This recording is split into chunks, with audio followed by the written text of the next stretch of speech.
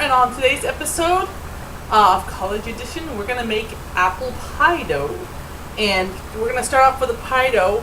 The first episode, or 2 episodes, how long it goes, because I do everything as I do it right along. No cutting, no editing, no music. So what we're going to need 2 sticks of butter, which is equivalent to 4 ounces each, which together is 8 ounces, which is a half a pound. We're going to need 4 cups of flour, generally 4 cups of flour, meaning if it's a little bit over or under, that's okay. We're going to need a mixing bowl. We're going to need about a cup of cold water. And as you can see, I put some ice cubes in it, so really cold water. We're going to need a pastry chef, a pastry knife. I don't know where I can get a pastry chef right at this hour, but this is the next best thing. And so this is, oh yeah, and let's not forget for the apple pie, the pie dish, but that comes later. So we're going to put our butter right into the bowl. Now everyone, making apple pie dough is like one of these, it's, for some people it's a ritual. It's very basic, but you know, some people use lard, some people have just the right amount of ingredients. Now I'm gonna make this is probably gonna be enough for a couple pies, and there's nothing wrong with making over, and then what you do with the rest of it, you put it in the freezer and you freeze it, and you mark it apple pie dough. So let's say you have something coming up and you want to make pie dough, and you don't have to do this part. All you do is reach into the freezer, grab the pie dough, let it thaw out for an hour, and voila, you got your pie dough already. Okay, so what we're going to do here is we're going to cut this up with a knife. I know this doesn't sound, it's kind of like redundant. Why is she cutting up with a knife when she got pastry dough? This helps it a little bit, just kind of not stick to the pastry chef. I mean, it's going to stick, but it's just, I like to do it. Just make it into squares. And don't forget your water or your drink. What we're going to do is we're going to put it's easy, just put the flour right over the butter. And there's no rhyme or reason. This doesn't have to be exactly, see, butter, flour, voila. That's all there is to it. Now what we're going to do is we're going to take the pastry knife, not the chef, and we're going to cut into it. Now the other method for doing this is using your fingers. So you can get in there and just rub. So you'd be going in there and you're rubbing the butter apart and just rub like that. That's the other thing you can do. And there's lots of different methods. Some recipes, you know, you can chill the dough. Well, we are going to chill the dough. Chill the butter. So, you know, pie dough is one of these things you want to look around at different recipes and find the one that fits you best or you like. It's like shopping for, well, not shopping for a car. I know that's a bad expression, but you want to find one that fits if you like lard in your pie dough, which makes it really flaky, try lard. You could just substitute the butter I'm using, substitute it for lard. What we're going for here is we're going for breadcrumbs. Not like powdered breadcrumbs, more like chunky breadcrumbs. Now if you want to use the pastry, why do I keep on saying pastry chef? Hope I didn't say pastry chef in my other one. I'm stuck on pastry chef today. This is a little bit elbow grease. Now if you want to stop here, hit that, take the knife and just scooch the butter off. Any that's sticking. Now I'll do half and half, meaning I'll get in here with my hands. Now we're just gonna, this is if you don't have a pastry chef, just get in there and just work it with your hands. This is the fun part. If you have little kids, this might be fun for them. I think kids should be included in cooking. It teaches them a lot, and as they grow up, when they go off to college, then you won't have to worry about them eating what they're going to eat. Well, they still might eat it, but at least they'll be a little bit more knowledgeable. Maybe they'll be able to save money.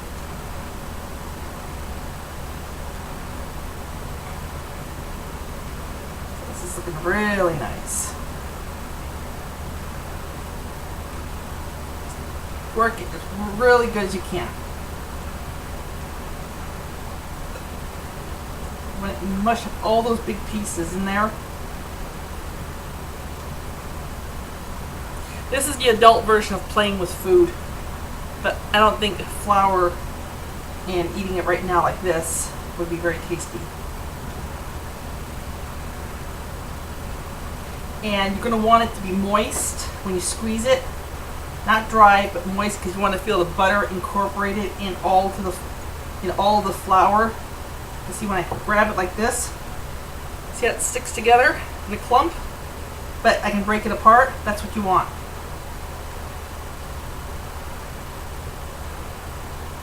And again, the crust is part of the apple pie, and to be flaky, that's one of the things. It has to have butter, it has to have lard, and it has to have a lot of it, or you're not going to get a flaky crust. There's no such thing as a healthy apple pie, unless you make the apple pie filling without the crust, which is, yeah, it would be healthier. Okay, so here we go. Brush off my hands. This is the end result. Very coarse, but it looks mealy. There we go. It looks almost like cornstarch. And it's very everything's mixed together. Okay. Now we're gonna slap our hands again. Let me get my handy dandy spatula. Or something that I can't find. Wait. Let's get a handy dandy spoon here. Okay, now we have our ice water.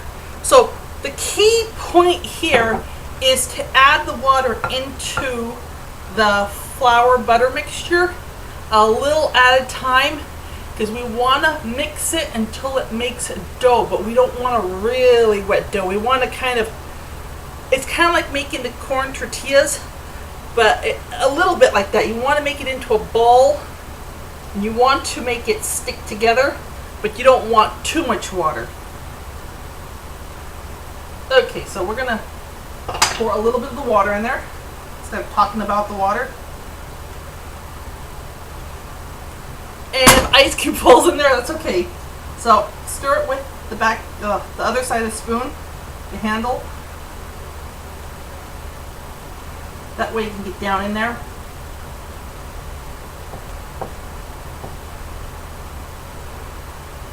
Let's get that ice cube out of there.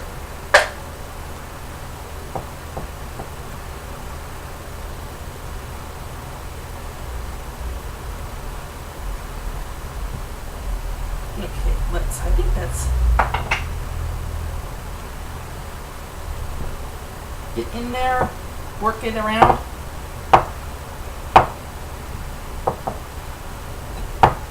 And almost like working tortillas. Fold it, push it in, fold it, push it in. I think this is going to be enough water. And we used about, it was at a little over a cup. Now it's down. Actually, I'm gonna measure it here, so I'm giving you it accurate, because I eyeballed it. I'm an eyeballer. I just pour. I don't. And I think that's a little bit bad, because I should have the measurement out. Sometimes I don't. Okay, let's see. Where's my handy dandy? Oh boy, let's see. I just got it. Where is it? Where is it? so ready. If you hear me crashing around, it's because I'm looking for it. Man, I just had it out too. I have too much stuff. It was right up here. I didn't clean. It's funny how you have something and all of a sudden you don't. Well, if you have, okay, here's a good judge. If you have a measuring cup, I'm sorry, I'll put the equivalents on it when I'm done, but I had it at a cup and I brought it down to a little bit below 3/4. So that's how much water I use. So we're not going to use any more water because this is at the right point. It's not. Okay, I'll show you what I mean. See how this has a rift in it like this? It's coming apart, but it's not when you put it on the back of your hand, it's dry. Like that, you're not seeing it stick. The dough is not sticking to my hand. That's a good way to judge whether the dough is just right. And it's very flaky. So when I'm squeezing it, it's kind of falling and flaking apart. That's the consistency. So what we're going to do is we're going to take this out and we're going to put it on the board and we're going to knead it until it all comes together, because it's still a little bit damp inside, not like overly or tremendous. And then after this, what we're going to do is we are going to set it in the refrigerator and let it rest for, let me make sure I'm telling you the right time. Well, actually you can let it rest for an hour, you can let it rest for 20 to 30 minutes. It's all okay. It's not gonna, if you let it rest for an hour, the better, because the more firmer it gets. So, but I just remembered, that's why I didn't go look. The absolute best time is 30 minutes. So here's our finished product with our dough, like this. And again, put it on the back of your hand. It's not sticking at all. So you want it, it's falling apart a little bit. That's okay. But it's at that dryish, not wet, but just right. And what you want to do is just knead it some more and just keep on compacting it like a big snowball. So let's wrap our snowball up, put it in the refrigerator, and I'll see you back in a half hour. Okay.